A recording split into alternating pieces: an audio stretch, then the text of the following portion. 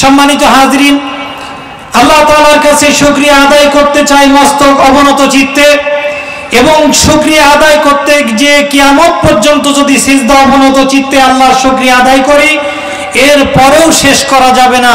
কারণ 5ই আগস্ট আল্লাহ তাআলা যে মুক্তি এই জাতিকে দিয়েছেন, যেই স্বাধীনতা আল্লাহ তাআলা এই জাতিকে দিয়েছেন, কিয়ামত পর্যন্ত বাংলাদেশের জনগণ যদি আল্লাহর দরবারে সিজদা অবনত চিত্তে পড়েও থাকে, এর শুকরিয়া আদায় করে শেষ করা যাবে না। কথা বলেন ঠিক না বেঠিক?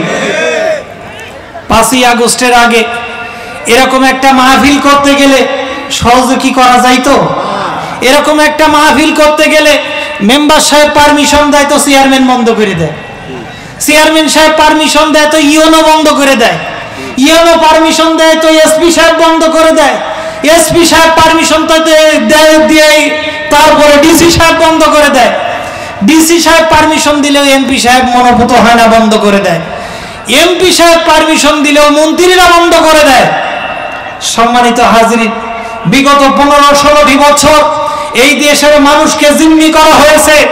ধর্মীয় লিবাস থাকার কারণে অসংখ্য মানুষকে জঙ্গি আখ্যা দিয়ে জেলখানায় ভরে ফেলেছে, অসংখ্য মায়ের বুক খালি করেছে। শুধু তাই নয়, গত 5ই আগস্ট ছাত্র জনতার এই অভ্যুত্থানে 1,500-এর অধিক ছাত্র জনতাকে হত্যা করেছে, অসংখ্য মানুষকে আহত করে বিছানায় কাতরিয়েছে, মৃত্যুর যন্ত্রণায় ছটফট করতেছে। এই অবস্থা থেকে আল্লাহ তাআলা মুক্তি দিয়েছেন। আমরা আল্লাহর কাছে আরেকবার শুকরিয়া আদায় করি, আলহামদুলিল্লাহ। আমরা শুকরিয়া আদায় করলাম খুশি হয়ে মালিকের কাছে। আবার এক শ্রেণীর মানুষ আছে দেখবেন সমাজে বলে, এর থেকে আগে ভালো ছিলাম, বলে না, এর থেকে আগে ভালো ছিলাম, এর থেকে আগে ভালো ছিলাম।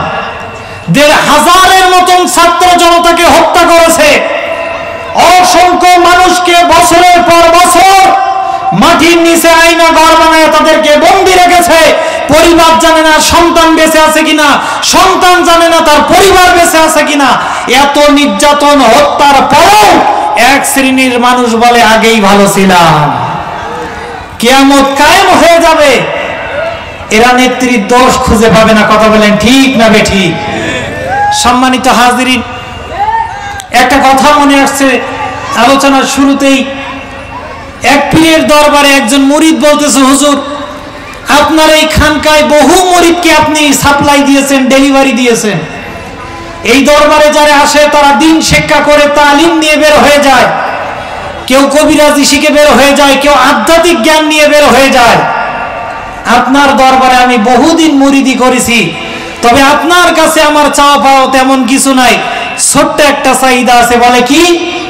বলে এমন কোন দোয়া কালাম আমারে শিখায় দেন যেই দোয়া পড়ে আমি ফু দিলে যেন জেন হাসিল হয়, জেন হাসিল করার দোয়া আমারে শিখায় দেন, মুরিদ হিসেবে আর কোনো দাবি দাবা নাই। পীর সাহেব বললেন, তোমার এই ছোট্ট একটা দাবি তো রাখতেই হয়, ঠিক আছে তুমি এই দোয়া পড়ে বিসমিল্লাহ বলে যখন হাতে মুষ্টিবদ্ধ করে হাতে ফু দিবা, মুহূর্তের ভিতরে জেন হাসিল হয়ে যাবে। দরবার থেকে বাড়িতে চলে আসছে। বাড়িতে আসার পরে পীর সাহেবের শিখানো সেই দোয়া পড়ে হাত মুষ্টিবদ্ধ করে যেই না মাত্র হাতের মধ্যে ফু দিয়েছে, মুহূর্তের ভিতরে আলাউদ্দিনের চিরাগের মতো জেন হাজির হয়ে গেছে। এরপরে বলতেছে, কি কাজ বলেন?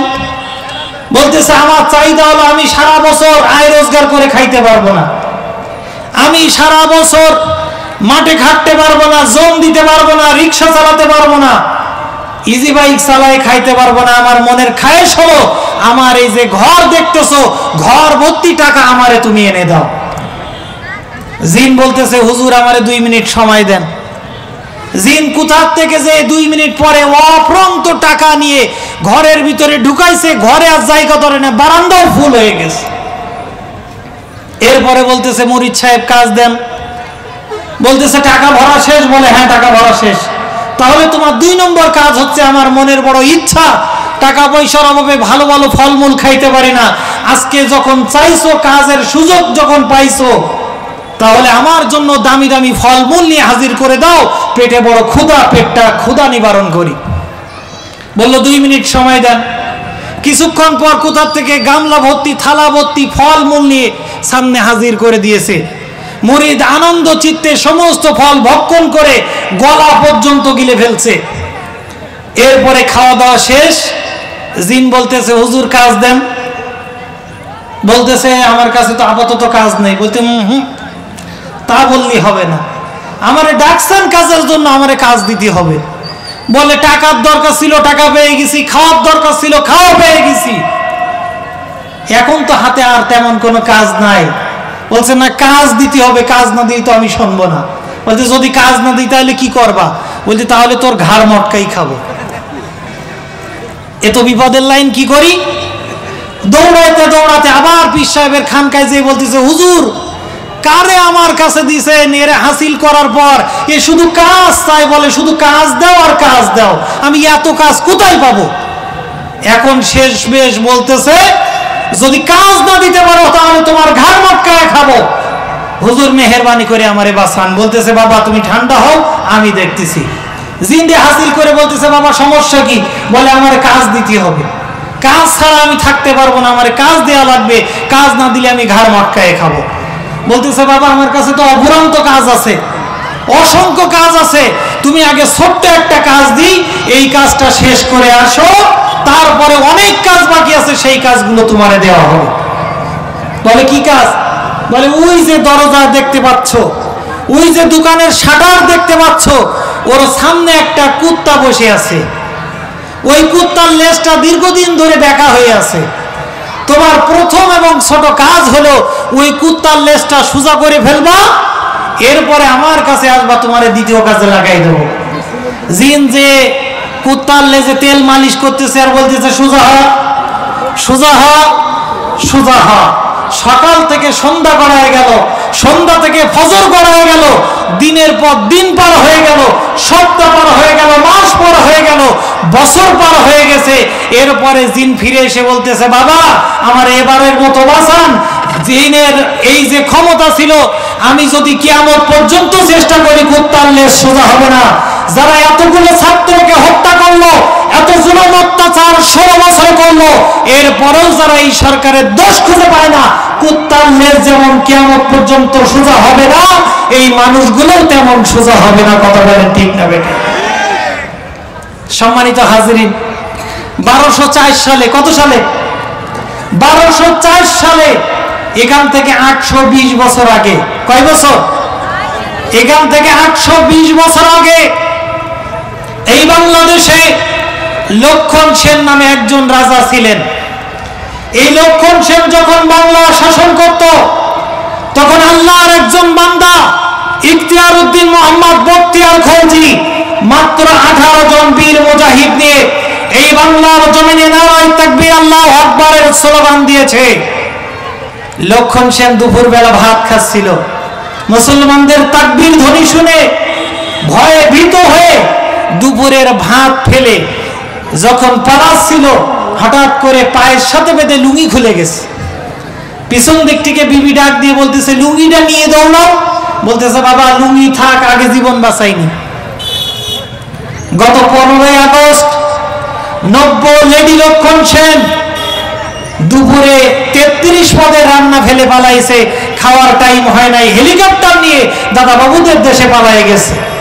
সম্মানিত হাজিরিন, যারা এত অত্যাচার নির্যাতনের পরে এখনো মনে করে আগেই ভালো ছিলাম, তবে 90 লক্ষণ সেনদের জেনে রাখা উচিত এই জমিনে যদি আবার মুসলমান রাজপথে নামে, লক্ষণ সেন পালানোর সময় লুঙ্গি ফেলে পালাতে পেরেছে, 90 লক্ষণ সেন 5ই আগস্ট লেডি লক্ষণ সেন হেলিকপ্টার পেয়েছে, আগামীতেও যারা লক্ষণ সেন হবে পালানোর জন্য হেলিকপ্টার তো দূরে থাক, বঙ্গোপসাগরে ঝাঁপিয়ে পড়ে মারা ছাড়া বিকল্প থাকবে না। কথা বলেন ঠিক না বে ঠিক? আরো জোরে বলেন ঠিক না বে ঠিক? সম্মানিত হাজিরিন, শয়তান মধ্যে মাঝে কাটি দেয়, আর তাই বাংলাদেশে উইসি কিটকিট করে। মানুষ ভুল করবে, আবার ভুলের সাথে সাথে আল্লাহ তাআলার কাছে ক্ষমা চাবে, এটাই হচ্ছে বনি আদম সন্তানের খাসিয়াত। আর মানুষ ভুল করার পরেও যদি পাল্টা যুক্তি দাঁড় করায়, তাহলে তার খাসলত ইবলিসের সাথে মিলে যায়। কথা বলেন ঠিক না বেটি? ইবলিসকে আল্লাহ তাআলা বললেন উসজুদ লি আদম, আদম আলাইহিস সালামকে সৃষ্টি করার পর সমস্ত ফেরেশতাদেরকে বললেন তোমরা আদমকে সিজদা করো। সবাই সিজদা করলো ইল্লা ইবলিস। ইবলিস সিজদা করে নাই। আল্লাহ তাআলা বললেন কেন ইবলিস সিজদা করলো না? সে বলল আল্লাহ খায়রুম মিনহু, আমি আদমের চেয়েও ভালো। আল্লাহর সামনে কোনো পাল্টা যুক্তি খাটে না, আল্লাহর সামনে কোনো যুক্তি তর্ক দাঁড় করানো যায় না। ইবলিস বলতেছে আল্লাহ খায়রুম মিনহু, আমি তার থেকেও বেশি ভালো। কেন? সে বলল খলাকতানি মিন নারি ওয়া খালাকতাহু মিন তিন। আল্লাহ তাআলার সামনে যুক্তি দিচ্ছে, আল্লাহ আদমকে বানাইছো মাটি থেকে, কাদা থেকে, আমাকে বানাইছো আগুন থেকে। আগুনের মর্যাদা হচ্ছে, আগুনের গুণ হচ্ছে উপরের দিকে উঠবে, আর তিন মাটির খাসিয়াত হচ্ছে নিচের দিকে যাবে।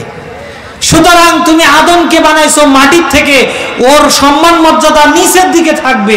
আমি তো ইবলিস, আমার সম্মান উপরে যাবে, আমি কেন আদমকে সিজদা করব?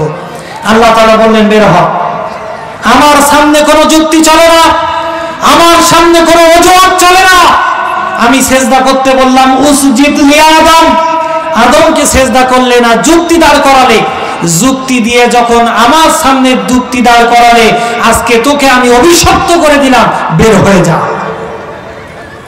আল্লাহ যখন বললেন বের হয়ে যা, ইবলিস বলল আল্লাহ আমি বের হব, তবে আমার তিনটা দফা দাবি একটু আছে, এটা তোমাকে মানতে হবে।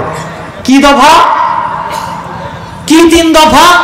বলে এই তিনটা দফা যদি আমার মেনে নাও তাহলে আমার কোনো আফসোস থাকবে না, কারণ যে আদম সন্তানের জন্য, যেই আদমের জন্য তুমি আমাকে অভিশপ্ত করে দিলে, আমাকে এই জান্নাত থেকে, এই আসমান থেকে বের করেছো, আমার তিন দফা দাবি একটু মেনে নিতে হবে। কি দফা দাবি? আদম আলাইহিস সালামের সামনে আল্লাহকে বলতেছে, আল্লাহ আমার এক নম্বর দাবি হলো, সূরা আরাফ 14 নম্বর আয়াত দেখবেন, সে বলছে ক্বালা আনজিরনি ইলা ইয়াউমিল ইয়াবাসুন। আল্লাহ তাআলা আমাকে এই আদম সন্তানের পিছে লাগার জন্য, ইয়াউমা ইয়াবাসুন, আমাকে কিয়ামত পর্যন্ত আমার হায়াত বাড়ায় দিতে হবে। এক নম্বর দফার দাবি হচ্ছে কিয়ামত পর্যন্ত আমাকে হায়াত দিতে হবে, 2041 সাল পর্যন্ত আমাকে ক্ষমতা দিতে হবে। 41 সালের আগে আমার হায়াত শেষ হলে হবে না, কারণ এই আদম সন্তানকে ধোঁকা দিয়ে, ওয়াসওয়াসা দিয়ে আমি জাহান্নামে নিয়ে যাব ইয়াউমাল কিয়ামা, কিয়ামত হওয়ার আগ মুহূর্ত পর্যন্ত। আমার যদি হায়াতটা তুমি লম্বা করে না দাও, মাঝপথে যদি আমি পটল তুলি, তাহলে আদম সন্তানকে জাহান্নামে নেব কেমনে? আল্লাহ তাআলা পরবর্তী আয়াতে আল্লাহ পাক বললেন ক্বালা ইন্নাকা মিনাল মুনজারিন, তোর দাবি এক নম্বর দফা আমি আজকে মেনে নিলাম, যা বের হয়ে যা, তোর এক নম্বর দাবি আমি মেনে নিলাম, কিয়ামত পর্যন্ত তোর হায়াত আমি আল্লাহ বাড়াইয়া দিলাম। এক নম্বর হায়াত পেয়ে গেল। আল্লাহকে বলতেছে আল্লাহ দফা দিয়েছিলাম তিনটা, এক নম্বর দফা 2041 সাল, ইয়াউমা ইয়াবাসুন, কিয়ামত পর্যন্ত আমাকে হায়াত দিতে হবে। তুমি যখন এক নম্বর দাবি মেনে নিলা, আমার 2 নম্বর দফা দাবি মেনে নাও। আল্লাহ বললেন তোর 2 নম্বর দাবি কি? ইবলিস বলতেছে আল্লাহ আমার 2য় নম্বর দফা দাবি হলো, আমাকে নিজস্ব কোনো আকৃতি দিলে হবে না, যে কোনো আকৃতি, যে কোনো চেহারা আমি যেন ধারণ করতে পারি, এই সুযোগ আমাকে দিতে হবে। আমি মানুষের সামনের থেকে, পিছের থেকে, ডানের থেকে, বামের থেকে, মানুষের মাথার ভিতরে, মানুষের ব্রেনের ভিতরে, মানুষের কলবের ভিতরে, মানুষের হাড় শিরা হাড্ডির ভিতরে আমি প্রবেশ করে আদম সন্তানকে ওয়াসওয়াসা দিব। মানুষের টাকার ভিতরে আমি ইবলিস ঢুকে যাব, রাস্তার মোড়ে মূর্তির ভিতরে আমি ইবলিস ঢুকে যাব, বিভিন্ন রকম আকার আকৃতি করার সুযোগ। আল্লাহ আমার 2য় দফা দাবি এটা তুমি যদি মেনে নাও তাহলে আমি খুশি হয়ে যাব। রব্বুল আলামিন বললেন তোর 2 নম্বর দফা মঞ্জুর করে নিলাম। ইবলিস বলল আল্লাহ আমার সিয়ারা যদি স্পেশাল সিয়ারা থাকে, ইবলিস নিয়ে, ইবলিসের সুরত নিয়ে আমি যদি পারুলিয়া গরুহাটের বলফিল্ডে চলাচল করি, কিংবা চায়ের দোকানে যদি বসি, পারুলিয়ার মানুষ যদি বুঝতে পারে যে ইবলিস চায়ের দোকানে বসে আছে, তাহলে যাহার যাহা আছে তাহাই লইয়া আমাকে এমন তাড়ান তাড়াবে, শেল তাড়ান তাড়াই আমাকে শেষ করে ফেলবে। এজন্য আমার স্পেশাল কোনো চেয়ারা থাকলে হবে না, কারণ ওরা তো আমাকে দেখলেই পিটায় মেরে ফেলবে। মঞ্চের আশপাশে যদি উবাইদুল কাদের ঘরে যে নড়ি সুদ পারে না, ও জুতো ছেলে মারবে। আর আপনি যদি দেখেন পারুলিয়ার রাস্তার ভিতরে আদমের শ্রেষ্ঠ শত্রু ইবলিস হাঁটা চলা করে বেড়াচ্ছে, 5ই আগস্ট আমাদের বুবুকে যেমন তারা আমরা করেছিলাম, তার থেকে দ্বিগুণ স্পিরিটে ইবলিসকে তাড়ানো শুরু করবে। এজন্য আল্লাহর কাছে বললেন, আল্লাহ আমার নিজস্ব কোনো সূরত দিলে হবে না, আমি বিভিন্ন সূরত নিয়ে মানুষের সামনে আমি হাজির হয়ে যাব। কখনো বেরেনের ভিতরে যে পুশ করব, কখনো কলবের ভিতরে ঢুকবো, কখনো মানুষের শিরায় উপশিরায় ঢুকবো, কখনো মানুষের টাকার ভিতরে ছবি হয়ে ঢুকে যাব, কখনো রাস্তার মোড়ে বাবার মূর্তি সিজে ঢুকে যাব।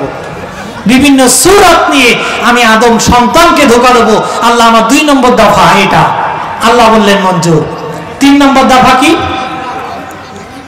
আদম বলতেছে, ইবলিস বলে, আল্লাহ 2 দফা দাবি যখন তুমি মেনে নিলে, লাস্ট শেষ নম্বর দফা দাবি হলো যে আদম সন্তানদেরকে আমি বিভিন্ন ওয়াসওয়াসা দিয়া আমার দলভুক্ত করব, ধর্ম নিরপেক্ষতার নাম দিয়ে দলে ঢোকায় নেব। ও আল্লাহ, এই আমার দলভুক্ত যারা হয়ে যাবে, এদের রিজিকের দায়িত্ব যদি তোমার কবজায় থাকে, তাহলে তো আমার এরা না খেয়ে মরে যাবে। এরা না খেয়ে তো আমার দল পার্টি করবে না। আওয়ামী লীগ যখন ক্ষমতায় আসে বিএনপি না খেয়ে মরে, বিএনপি যখন ক্ষমতায় আসে আওয়ামী লীগ না খেয়ে মরে। আল্লাহ তোমার দলে যদি এরা না থাকে, আমি ইবলিসের দলে যদি এরা চলে আসে, তাহলে রিজিকের দায়িত্ব যেহেতু তোমার, তুমি যদি রিজিক বন্ধ করে দাও, আমি ইবলিসের সমস্ত কষ্ট বিফলে চলে যাবে। আমার হাতে যদি রিজিক না থাকে, যদি রিজিকের দায়িত্ব তোমার হাতে থাকে, তুমি যদি দেখতে পাও যে ইবলিসের দলে, ওরা তো না খেয়ে দিয়ে মেরে ফেলবা। আর যদি খাওয়া না পায়, যদি পদ্মা সেতুর টাকার ভাগ না পায়, গম বেচে টিন বেচে ওর ভাগ বটারও যদি আমার দলের লোক না পায়, তাহলে তো ইবলিসের দলে থাকবে না। তাহলে কি করতে হবে? আল্লাহ আমার 3 নম্বর দফা হলো, আমার যারা দলভুক্ত হবে, আমার দলে যারা নাম লেখাবে, কিয়ামত পর্যন্ত এর রিজিকের দায়িত্ব তোমাকে নিতে হবে। কত বড় শয়তানের শয়তান! বলতেছে শয়তানি করব আমি, খাদ্য বা তুমি। শয়তানি করব আমি, তাদের রিজিকের ব্যবস্থা করবা তুমি। এরপরে আল্লাহ বললেন, যা 3 নম্বর দফা তোরে আমি মেনে নিলাম। সম্মানিত হাজিরিন, আল্লাহর সামনে যুক্তি দাঁড় করালো, বাক্য ব্যয় করে আল্লাহর সামনে অভিশপ্ত হয়ে গেল। আমার বাংলাদেশে 1500-র উপরে ছাত্র জনতাকে হত্যা করলো। এতগুলো মানুষকে হত্যা করার পর একটা বার তো আল্লাহর কাছে তওবা করা উচিত ছিল, জাতির সামনে ক্ষমা চাওয়া উচিত ছিল। জাতির সামনে ক্ষমা না চাইয়া উল্টা ফোনের ভিতরে বলতেছে আমার অপরাধটা কি? ইবলিস যেমন অপরাধ খুঁজে পায় নাই, এই জমিনের শ্রেষ্ঠ কুখ্যাত খুনি শেখ হাসিনাও তেমনি নিজের অপরাধটাও সে খুঁজে পায় না। শয়তান যেমন নিজের অপরাধ স্বীকার করে না, বাংলাদেশের লেডি শয়তানও বলতেছে এতগুলো মানুষ মারার পর বলে আমার অপরাধটা কি, আমি কি করেছি, তুমি কি করনি, তুমি কি করনি।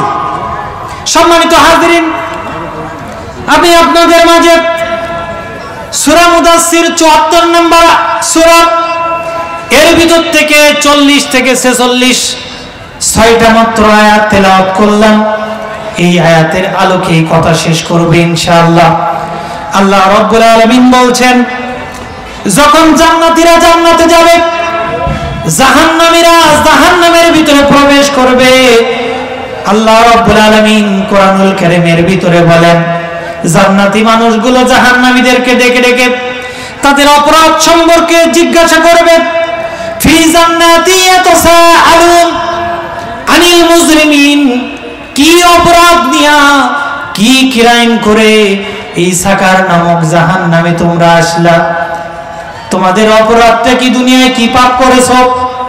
সম্মানিত হাজিরিন, এই পৃথিবীর ভূখণ্ডে যদি কোনো আসামিকে পুলিশ গ্রেফতার করে, মোড়ের মাথায় রাস্তার মাঝখানে হ্যান্ডকাপ লাগায়া পুলিশ ভ্যান আসতেছে এরকম যদি অপেক্ষায় থাকে, উৎসুক জনতা চতুর্দিক থেকে এক জায়গায় হয়ে যায়। মানুষগুলো তাদেরকে জানতে চায়, ভাই কি অপরাধ করেছো, কেন তোমাদেরকে পুলিশে ধরছে, হ্যান্ডকাপ লাগায়া রাখছে, তোমাদের অপরাধটা কি? জান্নাতি মানুষগুলো এমনি ভাবে সাকার নামক জাহান্নামে যারা যাবে তাদেরকে জিজ্ঞাসা করবে, ভাই এই জাহান্নাম সাকার নামক এই কঠিন জাহান্নামে আসছো, কি অপরাধ করে আসছো দুনিয়াতে? দুনিয়াতে দেখবেন মানুষকে যখন গ্রেফতার করে, পুলিশে যখন হ্যান্ডকাপ লাগায়া ওই রাস্তার মাঝখানে দাঁড় করায় রাখে, দেবাটা থানার থেকে পুলিশের গাড়ি আসতেছে, এদেরকে ওই গাড়িতে উঠায় নিয়ে যাবে। 3 জন আসামিকে ধরছে, বাজারের উৎসুক জনতা আশপাশে যে ঘিরে ধরছে, এই বেটা কি অপরাধ, পুলিশ হ্যান্ডকাপ ধরে ধরে নিয়ে যায় কেন? বলে ভাই আমার অপরাধ তেমন নাই, ছোট্ট একটা অপরাধ করছি, এর কারণে পুলিশে ধরছে। বলে কি অপরাধ, তোমার অপরাধ কি? আনিল মুজরিমিন, তোমার অপরাধ কি? সে বলে ভাই ছোট্ট একটা দড়ি চুরি করছি, এর কারণে আমার ধরছে। জনতা বলে আরে বেটা, একটা দড়ি চুরি করলে, একটা রশি চুরি করলে কি পুলিশই ধরে? বলতেছে ভাই রশি চুরি করছি, রশির আগে একটা বড় গরু বাঁধা ছিল। বলে ও তুই গরু চুরি করছিস, তাই বল, এই তোরে ধরছে কেন? 2 নম্বর ব্যক্তি বলে ভাই আমি কোনো অপরাধ করি না, আমার পকেটে 2টা কাশির সিরাপ পাওয়া গেছে। বলে কাশির সিরাপ তো আমাদের বাড়িতেও থাকে, সিরাপ পাইলে কি পুলিশে ধরে? কি করছিস সেটা খুলে বল, কি সিরাপ, সিরাপের নাম কি? কয় ভাই 2টা কাশির সিরাপ পাওয়া গেছে, ওই সিরাপের গায়ের নাম ছিল ফেন্সিডিল। বলে ও তুই মাদক সহ ধরা পড়ছিস। 3 নম্বর বেচারারে বলে তোরা পুলিশ ধরছে কেন? বলে ভাই আমার তেমন কোনো অপরাধ নেই। বলে কি অপরাধ? কয় যে ভাই আমার কাছে গাছলা ওষুধ গাছ পাওয়া গেছে। বলে কি গাছলা ওষুধ গাছ পাওয়া গেছে যে পুলিশে ধরছে? কয় ভাই গাঞ্জা গাছ পাওয়া গেছে। বলে গাঁজা গাছ পাওয়া গেছে, তাই বল। জাহান্নামে যখন সাকার নামক জাহান্নামীরা যেমন জ্বলতে থাকবে, পুড়তে থাকবে, জান্নাতীরা উৎসুক জনতার মতো জিজ্ঞাসা করবে আনিল মুজরিমিন, কেন এই সাকার নামক ভয়াবহ জাহান্নামে আসছো? তারা উত্তর দিবে সূরা মুদাসসির 42 নম্বর আয়াত, তারা বলবে মা সালাকাকুম ফি সাকার, এই জাহান্নামে সাকার নামক জাহান্নামে কেন আসছো? তারা উত্তর দিবে আমাদের অপরাধ ছিল 4টা। বলেন কয়টা? জোরে বলেন। 1 নম্বর অপরাধ হচ্ছে ক্বালু লাম নাকু মিনাল মুসাল্লিন, দুনিয়াতে 63 বছর হায়াত আল্লাহ দিয়েছিল, এই জিন্দেগিতে আমরা ভালো কোনো নামাজি মুসল্লি আমরা ছিলাম না। আমাদের 1 নম্বর অপরাধ হচ্ছে আমাদের কাছে ফেন্সিডিল পায় নাই, গাঁজা পায় নাই, মাদক পায় নাই। আমাদের 1 নম্বর অপরাধ ছিল আমরা দুনিয়াতে ভালো মুসল্লি ছিলাম না, নামাজ পড়তাম না। দুনিয়াতে জাহান্নামে যাওয়ার 1 নম্বর 4টা অপরাধের প্রথম অপরাধ হচ্ছে দুনিয়াতে আমরা ভালো মুসল্লি ছিলাম না। নামাজের কথা বললে যদি বলতাম ভাই নামাজে আসেন, বলতে হুজুর আজকে পোশাক পাক নেই।